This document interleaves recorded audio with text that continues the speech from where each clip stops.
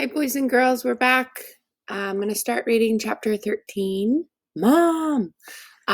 Remember before we left last time, we were reading about how Zoey was conducting a science experiment going further. She was doing further research on reptiles, and she was trying to figure out, because reptiles can be herbivores. Do you remember what herbivore means? They can be carnivores. Do you remember what that is? Or omnivores.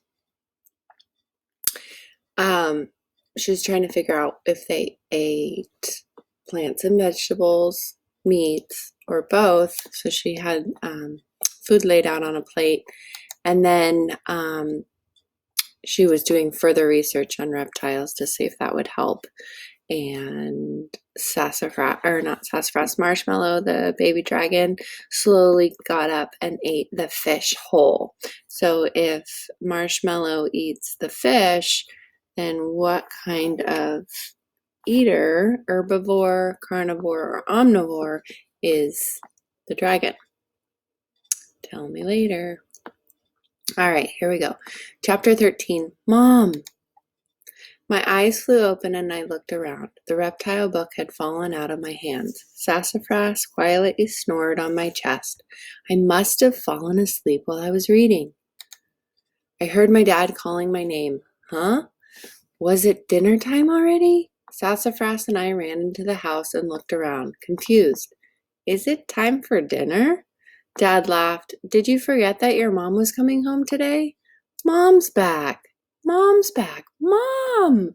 I ran to her office, hugged her, and then burst into tears. Why is she crying?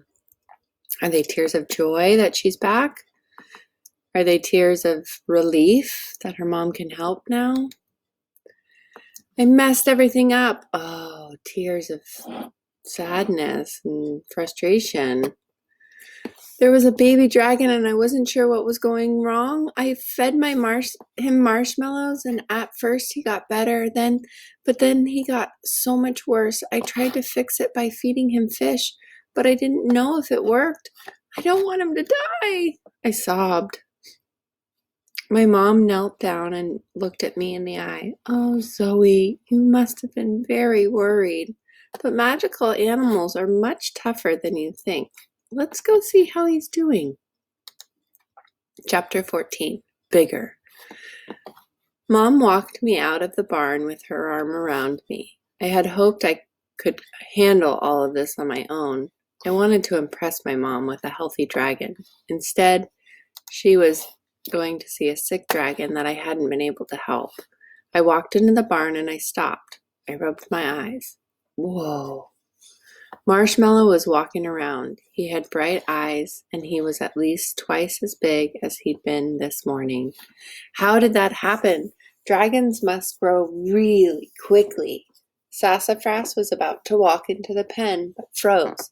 I think he was also shocked to see how big our little guy had gotten. Marshmallow trotted over and nuzzled Sassafras, who purred loudly. The two of them jumped around and played while I stared in awe. My mom squeezed me in a big hug. Zoey, I'm proud of you. You kept trying even when things got hard. How about we leave these two to play and see if we can convince your dad to part with some more fish? Just like that, the day went from awful to wonderful. I did it. Even though I made some mistakes along the way, I helped Marshmallow.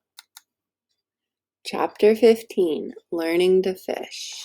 I'm going to stop here and do a second recording in case you need shorter recordings.